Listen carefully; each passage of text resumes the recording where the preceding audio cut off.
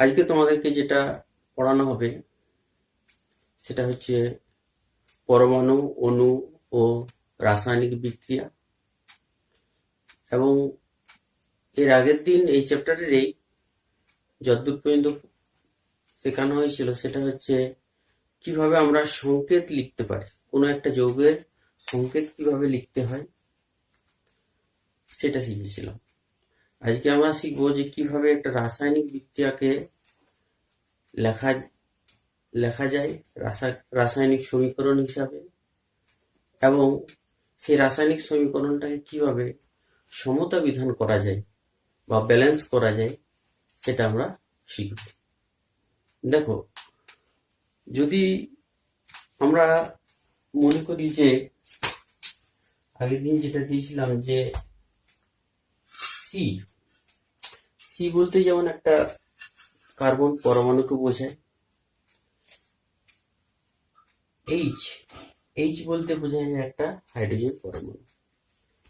এখানে আমরা যখন প্রকৃতির মধ্যে থাকে এগুলো, তখন কিন্তু এই হাইড্রোজেন পরমাণু অবস্থায় থাকে না।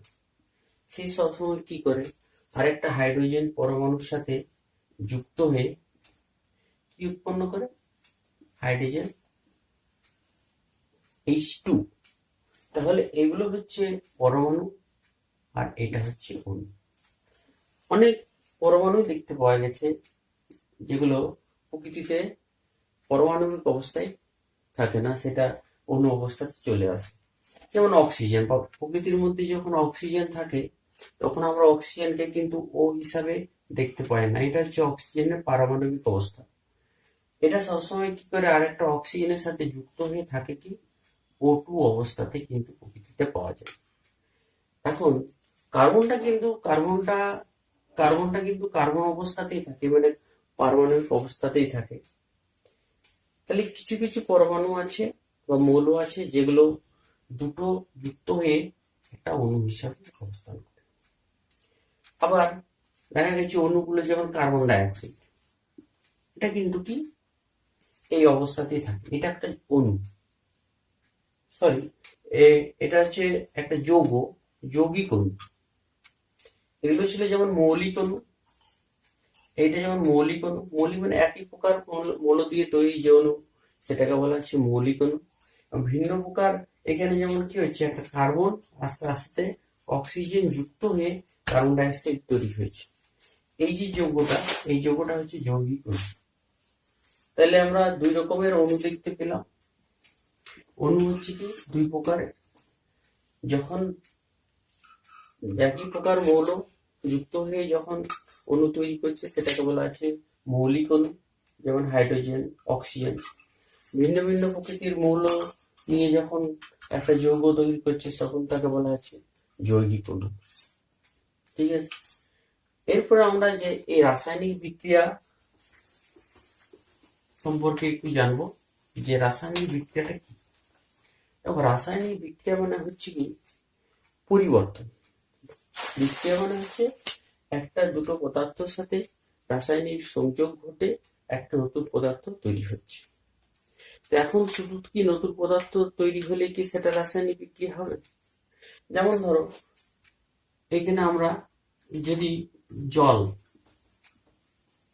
জলকে যদি আমরা তাপ দেওয়া হয়, তাহলে জলকে যদি আমরা তাপ দিই তাহলে দেখা যাচ্ছে যেটা জলীয় বাষ্প তৈরি হয়, ওয়াটার ভেপার। তাহলে কি আমরা এই ওয়াটার ভেপার বা জলীয় বাষ্পটাকে আমরা এই পরিবর্তনটাকে রাসায়নিক পরিবর্তন বলতে পারবো, রাসায়নিক বিক্রিয়া বলতে পারবো?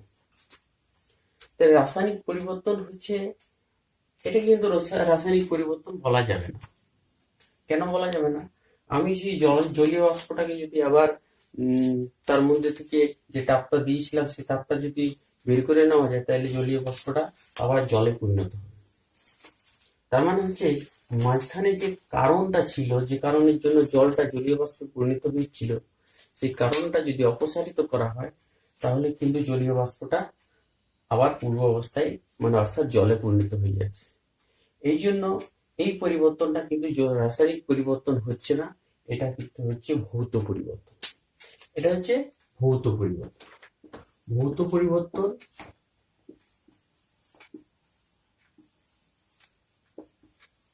তাহলে ভৌত পরিবর্তন কোনটা হচ্ছে? যখন কারণটা যদি আমরা তুলে নেওয়া হয়, যে তাপটা, এখানে তাপ দিচ্ছিলাম, এখান থেকে যে তাপটা আবার নিয়ে নেওয়া হয়, তখন যদি পূর্ব অবস্থায় মানে জলে যদি ফিরে আসে, তখন সেই পরিবর্তনটাকে ভৌত পরিবর্তন বলছি। তেমন যে আরেকটা জিনিস, তুমি যদি একটা লোহার দণ্ড নাও বা লোহার পেরেক নাও, সেকে তুমি তামার জড়িয়ে তার সাথে তুমি একটা ব্যাটারির সাথে যুক্ত করে দাও, তাহলে দেখা যাবে কি সেইটা দিয়ে এটা কি একটা চুম্বকে পরিণত হয়েছে। তাহলে লোহাটাকে তুমি কি পরিণত করলে? লোহাটাকে তুমি পরিণত করে দিলে চুম্বক। এই যে পরিবর্তন, লোহাটা কিভাবে পরিবর্তন করবে? এখানে ব্যাটারি দিয়েছিলে, ব্যাটারির সাহায্যে তুমি যখন তড়িৎ প্রবাহ চালনা করছো, সেই সময় কিন্তু এটা চুম্বকে পরিণত, এটা কিন্তু এটাকে আলপিন আকর্ষণ করছে বা ছোট ছোট প্লেটকে আকর্ষণ করছে। এই যে তোমাদের লোহাকে চুম্বকে পরিণত করা হলো, এই লোহাকে চুম্বকে পরিণত করা হলো, তো এটা কিন্তু হচ্ছে ভৌত পরিবর্তন। কেন এটা ভৌত পরিবর্তন? তুমি যদি এখানে তুমি এই যে তড়িৎ প্রবাহ যাচ্ছিল, সেই তড়িৎ প্রবাহটার সংযোগটা সুইচটা যদি অফ করে দাও, যখন তড়িৎ প্রবাহ যাচ্ছে না এটা দিয়ে, তখন কিন্তু এই লোহার দণ্ডটা বা পেরেকটা আর চুম্বকে পরিণত হচ্ছে না, তার চুম্বকত্ব নষ্ট হয়ে যাচ্ছে, সেটা আবার লোহাতে ফিরে আসছে। এই যে লোহাতে আবার ফিরে আসছে, এই যে যে কারণের জন্য দেওয়া হয়েছিল, যে কারণের জন্য সেই লোহাটা চুম্বকে পরিণত হয়েছিল, সেই কারণটা যদি আবার সরিয়ে নেওয়া হয়, তখন যদি আবার পূর্বের অবস্থায় ফিরে আসছে, সেই জন্য এটাকে কিন্তু বলা হচ্ছে ভৌত পরিবর্তন বা ফিজিক্যাল চেঞ্জ। আবার যদি কোনো ক্ষেত্রে যদি এই পরিবর্তনটা, এই কারণ যে কারণের জন্য পরিবর্তনটা হচ্ছে, সেই পরিবর্তনটা যদি আবার ফিরে না আসে, যেমন ধরো তুমি একটা চালকে তুমি যদি তাপ দিয়ে ভাজা হয়, তাহলে কি হয়? সেটা মুড়ি তৈরি হয়। এই চালকে তুমি তুমি কিন্তু আবার কিন্তু মুড়িকে তুমি যদি তাপটা ফিরিয়ে নাও, সেটা কিন্তু আর চালে পরিণত হবে না। তাহলে যেহেতু এই তাপটা মুড়ি থেকে তুমি তাপটা নিয়ে নাও, তাহলে কিন্তু কি আর সেটা চালে পরিণত হবে? তাহলে এই যে পরিবর্তন, এই পরিবর্তনটা কিন্তু আর ভৌত পরিবর্তন হচ্ছে না। কেন? আবার পূর্ব অবস্থায় কিন্তু ফিরে পাওয়া যাচ্ছে না। এটা হচ্ছে রাসায়নিক পরিবর্তন। তাহলে রাসায়নিক পরিবর্তন হচ্ছে কি? যে পরিবর্তনটা যে অবস্থাতে ছিল, কোনো একটা কারণের সাহায্যে সেটা যদি পরিবর্তিত হয়ে অন্য একটা পদার্থ উৎপন্ন করছে, তাহলে যে কারণের জন্য এটা সংঘটিত হচ্ছে, সেই কারণটা যদি আবার সরিয়ে নেওয়া হয়, তাহলে কিন্তু যদি পূর্ব অবস্থায় না ফিরে পাওয়া যায়, তখন সেটাকে বলা হচ্ছে রাসায়নিক পরিবর্তন। এবং এই রাসায়নিক পরিবর্তনই হচ্ছে অ্যাকচুয়ালি রাসায়নিক বিক্রিয়া বা কেমিক্যাল রিয়াকশন। দেখো, আরো কয়েকটা যদি এক্সাম্পল আমরা দেখি, তাহলে আমরা দেখতে পাবো যে, যেমন ধরো একটা পাত্র আছে, এই পাত্রতে কিছুটা জল আছে। এই জলটা এবং এটার মধ্যে যদি কিছুটা চুন দেওয়া হয়, চুন বলতে এখানে পোড়া চুন পোড়া চুন বলা যায়, পোড়া চুন বা পাথরের চুন যদি দিয়ে দেওয়া হয়, তাহলে দেখতে পাওয়া যাবে, এটা যদি এটার মধ্যে প্রবেশ করে দেওয়া হয়, তাহলে এই জলটা, এটা জল তো, এই জলটা কি হবে, কিছুক্ষণের মধ্যে রাসায়নিক পরিবর্তন তৈরি হবে এবং জলটা গরম হয়ে যাবে। জলটা গরম হয়ে যাওয়ার পর এটার মধ্যে একটু বাষ্পর মতো তৈরি হবে, ব্যাপার তৈরি হবে, এবং একটা নতুন একটা পদার্থ, এই জলটা আর কিন্তু জল থাকবে না, একটা নতুন পদার্থ এই পড়াচুনের সাথে রাসায়নিক বিক্রিয়ার মাধ্যমে উৎপন্ন হবে। সেটা হচ্ছে কলিচুন বা ক্যালসিয়াম হাইড্রোক্সাইড। ওটা কি বলে, কি উৎপন্ন হয়? কলিচুন বা ক্যালসিয়াম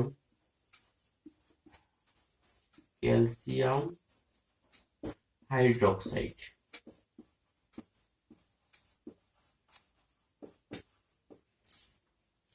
তো এখানে মূলত যে চুনটা ব্যবহার করা হচ্ছে এবং এখানে জলটা ব্যবহার করা হচ্ছে, এবং তার পরিবর্তে কি তৈরি হচ্ছে, এই চুন এবং জল, এই দুটো রাসায়নিক বিক্রিয়ার মাধ্যমে কি ক্যালসিয়াম হাইড্রোক্সাইড উৎপন্ন হচ্ছে। তো এখানে তোমরা এই যে রাসায়নিক বিক্রিয়াটা, এখানে তোমরা যদি দেখো এই কারা রাসায়নিক বিক্রিয়ায় অংশগ্রহণ করেছে, রাসায়নিক বিক্রিয়ায় অংশগ্রহণ করেছে চুন এবং জল। রাসায়নিক বিক্রিয়ার পরে কি উৎপন্ন হয়েছে? কলিচুন বা ক্যালসিয়াম হাইড্রোক্সাইড। এই চুন এবং জল যারা রাসায়নিক বিক্রিয়ায় অংশগ্রহণ করছে তাদেরকে বলা হয় বিক্রিয়ক পদার্থ। তাহলে যে পদার্থগুলো রাসায়নিক বিক্রিয়ায় অংশগ্রহণ করছে সেগুলোকে বলা হচ্ছে বিক্রিয়ক পদার্থ, এবং যারা রাসায়নিক বিক্রিয়ায় পরে উৎপন্ন হচ্ছে সেগুলোকে বলা হচ্ছে বিক্রিয়াজাত পদার্থ। তাহলে এটা হচ্ছে বিক্রিয়ক পদার্থ, এটা বিক্রিয়ক পদার্থ এই দুটো, আর একটা হচ্ছে বিক্রিয়াজাত পদার্থ। এখন এই যে রাসায়নিক বিক্রিয়াটা এবং এই রাসায়নিক বিক্রিয়াতে বিক্রিয়ক এবং বিক্রিয়াজাত পদার্থগুলোকে যদি আমরা সংকেতের সাহায্যে সংক্ষেপে প্রকাশ করতে পারি তাহলে সেটা হচ্ছে কি রাসায়নিক সমীকরণ। তাহলে এই যে রাসায়নিক বিক্রিয়া হয়েছিল, এই রাসায়নিক বিক্রিয়া থেকেই কিন্তু আমরা রাসায়নিক সমীকরণ পাবো। তাহলে সমীকরণটা কি করে পাওয়া যাবে? আমরা এই বিক্রিয়ক এবং বিক্রিয়াজাত পদার্থগুলোকে যদি চিহ্ন সংকেতের সাহায্যে প্রকাশ করতে পারি, তাহলে ধরো আমরা চুনের সংকেত জানি, চুনের সংকেত হচ্ছে কি ক্যালসিয়াম অক্সাইড। জলের সংকেত কি? জলের সংকেত হচ্ছে H2O, এবং ক্যালসিয়াম হাইড্রোক্সাইড যেটা উৎপন্ন হচ্ছে সেটা হচ্ছে ক্যালসিয়াম CaOH। তাহলে এদের সংকেতগুলো আমি যখন পেয়ে যাচ্ছি, এবং এই সংকেতগুলো আগে যারা বিক্রিয়ক পদার্থগুলো আছে, যে দুটো বিক্রিয়ক পদার্থ তাদেরকে কিন্তু মাঝখানে প্লাস চিহ্ন দিয়ে লিখব, এবং বিক্রিয়কের পরে যেটা উৎপন্ন হয় বিক্রিয়াজাত সেটাকে আমরা কি এমনি অ্যারো চিহ্ন দিয়ে লিখব, তারপর বিক্রিয়াজাত পদার্থ লিখব। এখানে আমাদেরকে মনে রাখতে হবে যে এই যে বিক্রিয়ক পদার্থগুলি যদি একের বেশি থাকে, দুটো থাকে, মাঝখানে প্লাস চিহ্ন দিয়ে লিখছি, এবং বিক্রিয়াজাত পদার্থগুলো কি এখানে যদি একের বেশি থাকতো তাহলে সেটাকে আমরা প্লাস চিহ্ন দিয়ে লিখব। আমরা আরেকটা এক্সাম্পল নেব। তাহলে কি বলা হলো, এখানে দেখা গেল এটা হচ্ছে কি বিক্রিয়ক পদার্থ, বিক্রিয়ক, এবং এটা হচ্ছে বিক্রিয়া।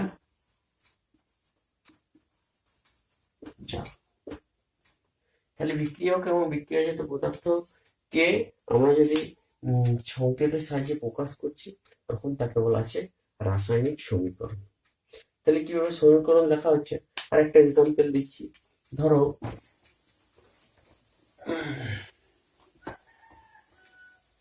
এখানে ক্যালসিয়াম কার্বনেট বা মার্বেল পাথর, ক্যালসিয়াম কার্বনেট CaCO3, এটা হচ্ছে মার্বেল পাথর।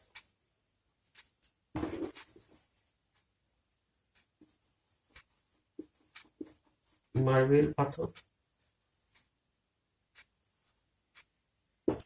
এটাকে যদি তাপ দেওয়া হয় তাহলে কি উৎপন্ন হয়?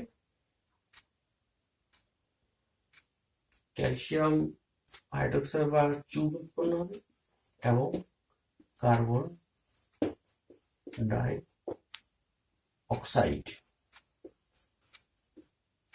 তাহলে মার্বেল পাথরকে যদি আমরা তাপ দিই তাহলে কি উৎপন্ন হবে? চুন এবং কার্বন ডাই অক্সাইড।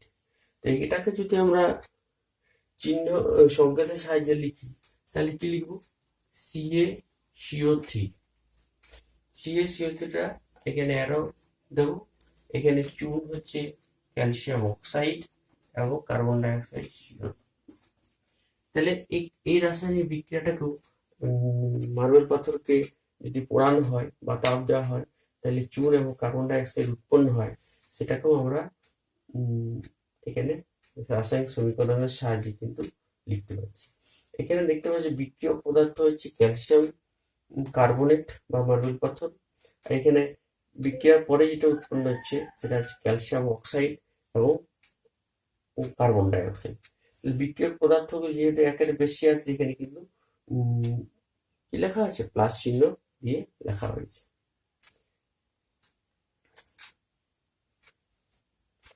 ঠিক আছে, তাহলে আমরা বুঝতে পারলাম যে কিভাবে রাসায়নিক সমীকরণকে রাসায়নিক বিক্রিয়াকে কিভাবে রাসায়নিক সমীকরণে রূপান্তরিত করা যায়। একটা যৌগ লিখলাম কার্বন ডাই অক্সাইড। এই কার্বন ডাই অক্সাইড যৌগটাতে তোমরা যদি দেখো একটা কার্বন আছে আর দুটো অক্সিজেন আছে। এটা কিন্তু কার্বন ডাই অক্সাইডের একটা যৌগ বা একটা অণু, যৌগিক অণু। এই যৌগিক অণুটা আমরা কিন্তু এর সামনে যদি আমি অণু 2 লিখে দিই, তাহলে এর কিন্তু অণুর সংখ্যা কটা হয়ে গেল? দুটো। এই কার্বন ডাই অক্সাইডে যদি সামনে 3 লেখা হয় তাহলে কটা অণু বোঝাবে? 3টা অণু। এই কার্বন ডাই অক্সাইডে আগে যদি 4 লেখা হয় তাহলে কটা অণু বোঝাবে? 4টা। তোমরা যদি ভালো করে লক্ষ্য করে কার্বন ডাই অক্সাইডে প্রথমে যখন ছিল কার্বন ডাই অক্সাইড, তখন কটা অণু ছিল? কটা পরমাণু ছিল? কার্বন ছিল কটা? 1টি। শুধুমাত্র যদি কার্বন ডাই অক্সাইড থাকে। আর অক্সিজেন ছিল কটা? 2। অক্সিজেন পরমাণু।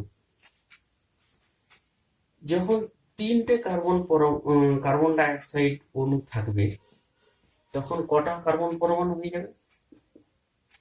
এখানে সবসময় মনে রাখবে, যখন এই অণুর সংখ্যা বাড়ানো হবে, 3 যদি লেখা হয়, তার মানে এখানে যতগুলো পরমাণু আছে সেগুলো কিন্তু 3 গুণ হয়ে যাবে।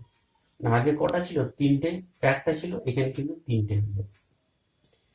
এখানে অক্সিজেন 2টো ছিল, 2 এর 3 গুণ কত? 6টা হয়ে যাবে।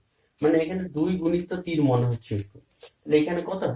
3টে তোমার কার্বন পরমাণু হয়ে যাবে, অক্সিজেন হয়ে যাবে কিন্তু 6টা। তাহলে কি হলো এখানে? যেহেতু কার্বনের অণুর সংখ্যা আমি বাড়িয়ে দিচ্ছি, তখন কিন্তু তার মধ্যে পরমাণুর সংখ্যাগুলো আগে যা ছিল তার 3 গুণ বেড়ে যাচ্ছে। এখানে যদি 4 লেখা হয়, তাহলে পরমাণুর সংখ্যাগুলো কগুণ বাড়বে? 4 গুণ বেড়ে যাবে। তাহলে এইভাবে আমরা কোনো একটা যৌগের, যখন আমরা কোনো একটা রাসায়নিক বিক্রিয়াকে যখন আমরা লিখবো, তখন কিন্তু তাকে ব্যালেন্স করা বা সমতা বিধান করাও কিন্তু আমাদের প্রয়োজন। ব্যালেন্স করা বা সমতা বিধান আমরা কি করে করব সেটা আমরা দেখব। আমি একটা বললাম যে একটা হাইড্রোজেন পরমাণু বা হাইড্রোজেন এবং অক্সিজেন পরস্পর রাসায়নিক বিক্রিয়ায় কি উৎপন্ন হয়? H2। এখানে আমরা কি বলবো? সমতা বিধান। সমতা বিধান। সমতা রাসায়নিক বিক্রিয়াকে সমতা বিধান বা ব্যালেন্স। তাহলে দেখো, এখানে আমরা যে রাসায়নিক বিক্রিয়াটা এখানে লিখেছি, সেখানে কি হয়েছে? একটা হাইড্রোজেন, একটা অক্সিজেন রাসায়নিক বিক্রিয়ায় কি তৈরি করছে? একটা জলের অণু তৈরি করছে। আমরা দেখেছি যে কোনো একটা হাইড্রোজেন আর অক্সিজেনের 2:1 অনুপাতে নিয়ে যদি কোনো একটা পাত্রে রাখা হয়, তার মধ্যে যদি বিদ্যুৎ স্ফুলিঙ্গ দেওয়া হয়, তাহলে কিন্তু সেটা কি জলে পরিণত হয়। এই যে রাসায়নিক বিক্রিয়াটা, এই রাসায়নিক বিক্রিয়াটাকে তোমরা যদি ভালো করে দেখো, এখানে হাইড্রোজেন পরমাণু কটা আছে? হাইড্রোজেন অণু আছে একটা, কিন্তু হাইড্রোজেন পরমাণু কটা? 2টো। এখানে হাইড্রোজেন পরমাণু কটা? জলের মধ্যে হাইড্রোজেন পরমাণু কত? 2টো। তাহলে এখানে 2টো, এখানে 2টো, ঠিক আছে। কিন্তু অক্সিজেন পরমাণু, বিক্রিয়কগুলোর মধ্যে অক্সিজেন পরমাণু আছে কিন্তু 2টো, কিন্তু ডান দিকে বিক্রিয়া জাতের মধ্যে বিক্রিয়ক অক্সিজেন পরমাণু আছে একটা। তাহলে বাঁ দিকে অক্সিজেন এবং ডান দিকে অক্সিজেন কিন্তু সমান সংখ্যক পরমাণু নেই। আমরা যখন এই ব্যালেন্স করবো, কোনো রাসায়নিক বিক্রিয়াকে ব্যালেন্স করব, তখন কিন্তু বাঁ দিকে অক্সিজেন পরমাণু যতগুলো পরমাণু থাকবে, যে হাইড্রোজেন যতগুলো থাকতে, ডান দিকেও কিন্তু হাইড্রোজেন ততগুলো আমাদেরকে তৈরি করতে হবে। এবং এই হাইড্রোজেন এবং এই বিক্রিয়ক এবং বিক্রিয়ক পদার্থের মধ্যে পরমাণুর সংখ্যা যে সমান করব, এই পরমাণুর সংখ্যা সমান কিভাবে করব? অণুর সংখ্যা বাড়িয়ে কিন্তু আমরা এই পরমাণুর সংখ্যাগুলো সমান করব। তার মানে কি, এখানে যেহেতু আমার 2টো অক্সিজেন পরমাণু আছে, এখানে 2টো, মানে একটা অণু, তার মধ্যে 2টো অক্সিজেন পরমাণু আমরা মনে করতে পারি। তাহলে এখানে আমাদের কটা অক্সিজেন পরমাণু করতে হবে? 2টো করতে হবে। তাহলে এখানে আমি তো এখানে 2 লিখতে পারি না, কেন অক্সিজেন জলের সংকেতটা কিন্তু এই মতোই হয়।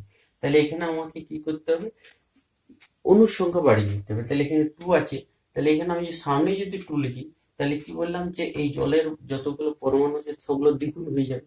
তাহলে এখানে অক্সিজেনটা কত হয়ে যাবে, 2 হয়ে যাবে, আর হাইড্রোজেনটা কিন্তু 2 হয়ে যাবে। তাহলে অক্সিজেনটা যখন 2 হয়ে যাচ্ছে, তাহলে বাঁ দিকে কিন্তু অক্সিজেন 2 আছে। তাহলে ঠিক আছে, বাঁ দিকে অক্সিজেন আর ডান দিকে অক্সিজেন ঠিক হয়ে গেছে। এই যে তারপরে কিন্তু এখানে 2 দেওয়ার ফলে এখানে কিন্তু হাইড্রোজেনের পরিমাণটা কিন্তু কত হয়ে গেছে, 2 দুগুণে 4 হয়ে গেছে। তাহলে যেহেতু বিক্রিয়জাত পদার্থের মধ্যে হাইড্রোজেনের পরিমাণটা কত হয়ে যাচ্ছে, 4 হয়েছে, তাহলে বাঁ দিকেও আমাকে হাইড্রোজেন সংখ্যা কিন্তু পরমাণুর সংখ্যা 4 করতে হবে। তাহলে বাঁ দিকে যদি হাইড্রোজেন সংখ্যা 4 করতে হয়, তাহলে কি করতে হবে, এখানে আমাকে অণুর সংখ্যা বাড়াতে হবে। তাহলে আমি কিভাবে বাড়াবো অণুর সংখ্যা, এখানে সামনে যদি আমি 2 লিখে দিই, তাহলে দেখা যাবে যে বাঁ দিকে কিন্তু হাইড্রোজেনের সংখ্যা কিন্তু 4 হয়ে গেছে, ডান দিকেও কিন্তু হাইড্রোজেনের সংখ্যা কি হয়ে গেছে, 4 হয়ে গেছে। এটা কিন্তু অবশ্যই যখন তোমরা বই খাতাতে করবে, পেন্সিলের সাহায্যে করবে। এটা অ্যাকচুয়ালি কি, ট্রায়াল এবং এরর মেথডে করছি আমরা। এই যে ব্যালেন্স করাটা ট্রায়াল এবং এরর মেথড, মানে একবার করছি সেখানে হয়তো কিছু ভুল হয়ে গেল, সেখানে আমরা মুছে নিয়ে করতে হবে। সেই জন্য প্রথম ক্ষেত্রে এটা যখন করবে তখন পেন্সিলের সাহায্যে করবে, এবং সেটা যদি যখন কনফার্ম হয়ে গেল, ঠিক হয়ে গেল, তখন সেই পেন্সিল জায়গাতে কলমে লিখে দেবে। তাহলে কাটাকাটিটা ভুল ঠিক থাকবে। তাহলে দেখো, তাহলে একটা বুঝতে পারলাম যে এই হাইড্রোজেন এবং অক্সিজেন রাসায়নিক বিক্রিয়ায় যে জল উৎপন্ন হয়েছে। তাহলে এরপরে যখন আমরা এই তীর চিহ্নটা দিচ্ছি, তাহলে যখন আমরা বাঁ দিকে এবং ডান দিকে পরমাণুর সংখ্যাগুলো সমান হয়ে গেল, বিক্রিয়জাত পদার্থের ক্ষেত্রে পরমাণুর সংখ্যা, বিক্রিয়ক পদার্থের ক্ষেত্রে পরমাণুর সংখ্যা যখন সমান হয়ে যাচ্ছে, তখন এই তীর চিহ্নটা আর দেবো না। তীর চিহ্ন পরিবর্তে কি দেবো, তীর চিহ্ন পরিবর্তে দেবো আমরা সমান চিহ্ন দেবো। তাহলে পরবর্তীতে সমতা বিধান করার পরে যখন আমরা লিখবো, তখন আমরা কি লিখবো, H2 প্লাস O2 সমান হচ্ছে কি 2H2O, 2H2O। তাহলে এখানে দেখতে পাচ্ছি এই যে রাসায়নিক বিক্রিয়া, তাহলে এটা হয়ে গেল কিন্তু আমাদের ব্যালেন্স করা হয়ে গেল, বা সমতা বিধান, রাসায়নিক সমীকরণটাকে সমতা বিধান করা হয়ে গেল। তোমাদের বইয়ের মধ্যে আরো অনেক রাসায়নিক বিক্রিয়া আছে, তার মধ্যে দু একটা আমি তোমাদেরকে কিভাবে রাসায়নিক বিক্রিয়া করতে হয়, সমতা বিধান করতে হয়, সেটা তোমাদের দেখিয়ে দিচ্ছি। দেখলাম যে কয়েকটা রাসায়নিক বিক্রিয়া এখানে আমরা লিখলাম, সেখানে আমরা এই রাসায়নিক বিক্রিয়াগুলোকে কিভাবে ব্যালেন্স করতে হয় বা কিভাবে সমতা বিধান করতে হয় সেটা আমরা শিখব। দেখো, এখানে একটা যৌগ আছে, সেটা হচ্ছে মার্কুরিক অক্সাইড। সেই মার্কুরিক অক্সাইডটাকে যদি তাপ দেওয়া হয়, তাহলে দেখা যাবে যে মার্কারি Hg এবং O2 উৎপন্ন হয়, অক্সিজেন। মার্কুরিক অক্সাইডটা ভেঙে গিয়ে দুটো আলাদা আলাদা পদার্থ উৎপন্ন হচ্ছে। এগুলো হচ্ছে বিক্রিয়ক পদার্থ এবং এটা হচ্ছে বিক্রিয়জাত পদার্থ। এখানে তোমরা যদি দেখো যে বাঁ দিকে Hgর পরিমাণটা সমান আছে, কিন্তু ডান দিকে অক্সিজেন আর বাঁ দিকে অক্সিজেন পরিমাণটা কিন্তু সমান। এখানে একটা অক্সিজেন পরমাণু আছে, এখানে কিন্তু দুটো অক্সিজেন পরমাণু। O2 মানে হচ্ছে একটা অণু, কিন্তু দুটো পরমাণু। তাহলে এখানে আমাকে অক্সিজেনের পরিমাণটা প্রথমে সমান করতে হবে। তাহলে অক্সিজেন পরিমাণটা সব এখানে দুটো আছে, তাহলে এর আগে যদি আমি অণুর সংখ্যা দুটো করে দিই, তাহলে কিন্তু আমার কি হয়ে যাবে, তাহলে আমার এখানে দুটো অক্সিজেন পরমাণু হয়ে গেল। তাহলে এখানে আমার দুটো অক্সিজেন পরমাণু হয়ে গেল, তাহলে ডান দিকেও দুটো অক্সিজেন পরমাণু। কিন্তু আগে যেহেতু এখানে অণুর সংখ্যা 2 করে দিলাম, এখানে 2 লিখে দিলাম, সেই জন্য কি এখানে কিন্তু দুটো মার্কারি হয়ে গেল, Hg দুটো হয়ে গেল। Hg দুটো হয়ে যাওয়ার জন্য এখানে কিন্তু আমাকে আরো দুটো তৈরি করতে হবে। তাহলে এখানে আমাকে তাহলে কি লিখতে হবে, এখানে 2 লিখে দিতে হবে। তাহলে Hgর আগে কিন্তু আমাকে 2 লিখে দিতে হবে। তাহলে দেখতে পাওয়া যাচ্ছে, তাহলে এইভাবে আমরা কিন্তু বাঁ দিকটা মানে বিক্রিয়ক পদার্থ আর বিক্রিয়জাত পদার্থদের মধ্যে পরমাণুর সংখ্যা কিন্তু আমরা সমান লিখতে পারলাম। এই যে সমান লিখে যাওয়ার ফলে এরপর আমরা কি করতে হবে, এরপরে আমাদেরকে এই সমান চিহ্নটা বা তীর চিহ্নটা বাদ দিতে হবে, সেখানে আমাকে কি দিতে হবে, সমান চিহ্ন দিতে হবে। তাহলে আমরা এই মার্কিউরিক অক্সাইডকে, এই রাসায়নিক বিক্রিয়াটাকে আমরা সমতা বিধান করতে পারলাম। এরপরে দেখো পরের রাসায়নিক বিক্রিয়াটা এখানে কি দেখা আছে, নাইট্রোজেন এবং হাইড্রোজেন রাসায়নিক বিক্রিয়ার মাধ্যমে অ্যামোনিয়া বা NH3 উৎপন্ন হয়। এই যে রাসায়নিক বিক্রিয়াটা, এই রাসায়নিক বিক্রিয়াটা কিন্তু সমতা বিধান নেই বা ব্যালেন্স করা নেই। কেন? এখানে নাইট্রোজেন আছে দুটো, এদিকে আছে নাইট্রোজেন একটা, এখানে হাইড্রোজেন আছে দুটো, এদিকে আছে নাইট্রোজেন তিনটে। তাহলে এখানে নাইট্রোজেন এবং হাইড্রোজেনের সংখ্যা বাম দিকে এবং ডান দিকে বিক্রিয়ক এবং বিক্রিয়কজাত পদার্থের মধ্যে কি সমান করতে হবে। তাহলে এটা যদি আমাকে করতে হয়, তাহলে দেখো এখানে নাইট্রোজেন হাইড্রোজেন পরিমাণটা কত আছে? দুটো আছে, এখানে তিনটে আছে। তাহলে 2 এবং 3, এখানে তাহলে আমি যদি এর আগে 3 করি আর এর আগে যদি 2 করে দিই, তাহলে এখানে কটা হয়ে যাবে? 3 দুগুণে 6টা, এখানে কিন্তু 3 দুগুণে 6টা হয়ে যাবে। তাহলে আমি সেই জন্য কি করছি, যে এটা এই দুটোর লসাগু যেমন 6 হয় সেই হিসাবে হবে। তাহলে মোট 6 করতে হবে। তাহলে মোট 6 করতে গেলে এখানে কি 2 লিখতে হবে। তাহলে 3 দুগুণে 6টা হাইড্রোজেন হয়ে গেল। তাহলে 6টা যখন হাইড্রোজেন হয়ে গেল, তাহলে এখানে কত হয়ে যাবে? এখানে কিন্তু আগে যদি 3 লিখে দেওয়া হয়, হাইড্রোজেনের আগে 3 লিখে দেওয়া হয়, মানে 3টা হাইড্রোজেন অণু যদি হয়, তাহলে 3 দুগুণে 6টা হাইড্রোজেন পরমাণু হয়ে যাবে।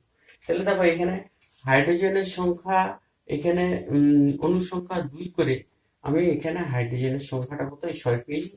বাঁ দিকে কিন্তু হাইড্রোজেনের সংখ্যা আমি 6 পেয়েছি।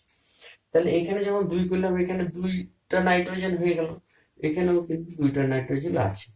তাহলে বাঁ দিকে এবং ডান দিকে কিন্তু আমাদের যেটা পাওয়া গেল, যে পরমাণুর সংখ্যাগুলো সমান হবে। হাইড্রোজেনও যতগুলো আছে পরমাণু, ডান দিকে কিন্তু হাইড্রোজেন ততগুলো আছে, বাঁ দিকে যতগুলো নাইট্রোজেন আছে, ডান দিকে ঠিক ততগুলো। তাহলে এরপরে আমরা এই তীর চিহ্নটা মুছে দিয়ে আমরা কি লিখতে পারি? আমরা সমান চিহ্ন দিতে পারি। তাহলে রাসায়নিক বিক্রিয়াটা যখন ব্যালেন্স হয়ে যাবে, তখন কিন্তু আমরা তীর চিহ্নটা বাদ দিয়ে সমান চিহ্ন লিখতে পারি। এবার দেখো এখানে ফেরিক অক্সাইড আছে। ফেরিক অক্সাইডের সাথে যদি কার্বনের রাসায়নিক বিক্রিয়া হয়, তাহলে ফেরাস এবং লোহা এবং কার্বন মনোক্সাইড উৎপন্ন হয়। তো এখানেও দেখো, তোমরা যদি ভালো করে লক্ষ্য করো, যে লোহার পরিমাণ এখানে দুটো আছে, এখানে লোহার পরিমাণ লোহার পরমাণু একটা আছে, এদিকে কার্বন পরমাণু একটা আছে, এদিকে কার্বন পরমাণু একটা আছে, যে অক্সিজেন পরমাণু আছে 3টে, এখানে অক্সিজেন পরমাণু আছে একটা। তাহলে এখানে তোমাকে রাসায়নিক সমীকরণটা সমতা বিধান করতে গেলে, তাহলে তুমি এখানে অক্সিজেন পরিমাণটা খুব বেশি আছে, এখানে অক্সিজেন পরিমাণটা কম আছে। তাহলে এখানে 3টা আছে, এখানে একটা আছে। তাহলে 3টাকে কিভাবে 3টাকে কত দিয়ে গুণ করলে তার মাল্টিপল হবে? তো 2 দিয়ে যদি গুণ করি, তাহলে 3 দুগুণে 6। তাহলে এখানে 6 দিয়ে আর একটা কত দিয়ে গুণ করলে 6 হবে? 6 দিয়ে। তাহলে আমি যদি এখানে সামনে দুইটা ফেরিক অক্সাইড অণু করি, তাহলে এখানে অক্সিজেনের পরমাণু সংখ্যা কত হয়ে গেল? তাহলে অক্সিজেনের পরমাণুর সংখ্যা হয়ে গেল এখানে 6টা। তাহলে যেহেতু এখানে অক্সিজেনের পরমাণুর সংখ্যা হয়ে গেল, এদিকে ডান দিকে কিন্তু পরমাণুর সংখ্যা আমাকে সঠিক করতে হবে। তাহলে এখানে আমি কত লিখবো? 6 লিখবো। তাহলে এখানে বাঁ দিকে অক্সিজেনের পরিমাণ 6টা, ডান দিকে অক্সিজেনের পরিমাণ 6টা হয়ে গেল। এখানে যেহেতু কার্বন পরিমাণটা এখানে 6টা হয়ে গেছে, তাহলে বাঁ দিকে কিন্তু কার্বন পরিমাণটা আমাকে 6টা করতে হবে। তাহলে বাঁ দিকে যদি কার্বন পরিমাণটা এখানে কিন্তু কত লিখতে হবে? এর সামনে যদি আমি 6 লিখে দিই, তাহলে 6টা কার্বন পরমাণু হবে। তাহলে বাঁ দিকে কার্বন পরমাণু, ডান দিকে কার্বন পরমাণু আমার সমান হয়ে গেল। তাহলে আর কি বাকি থাকলো? এফি। এফি পরিমাণটা এখানে দেখো, এখানে আগে দুটো ছিল, এখানে সামনে 2 দিয়ে গুণ করার ফলে কত হয়ে গেছে? এখানে গুণ করার ফলে 4টা হয়ে গেছে, কিন্তু ডান দিকে কতগুলো আছে? একটা আছে। তাহলে এর আগে যদি আমি 4 লিখে দিই, তাহলে কিন্তু এখানে বাঁ দিকে তোমার এফি পরিমাণটা এফি পরমাণু পরিমাণটা 4টা হবে, ডান দিকে কিন্তু এফি পরমাণুর সংখ্যা কত হয়ে যাবে? 4টা হয়ে যাবে। তাহলে আমরা দেখছি বাম পক্ষ বা বিক্রিয়ক পদার্থের মধ্যে যতগুলো যে ধরনের বিভিন্ন পরমাণু আছে, ডান দিকেও কিন্তু পরমাণুর সংখ্যাটা ঠিক সমান আছে। তাহলে এইভাবে আমরা যখনই বাঁ দিকে এবং ডান দিকে পরমাণুর সংখ্যাগুলো, ভিন্ন ভিন্ন পরমাণুর সংখ্যাগুলো যখন সমান হয়ে গেল, তখন আমরা একটা সমান চিহ্ন দিয়ে দেব। তাহলে এইভাবে আমরা রাসায়নিক বিক্রিয়াকে কিভাবে সমতা বিধান করতে হয় সেটা আমরা দেখলাম। আচ্ছা, এরপরে আমরা বইয়ের মধ্যে যে সমস্ত আর এক্সাম্পল গুলো আছে, সেগুলো তোমার করার চেষ্টা করবে, আশা করি তোমরা করতে পারবে। ঠিক আছে, তাহলে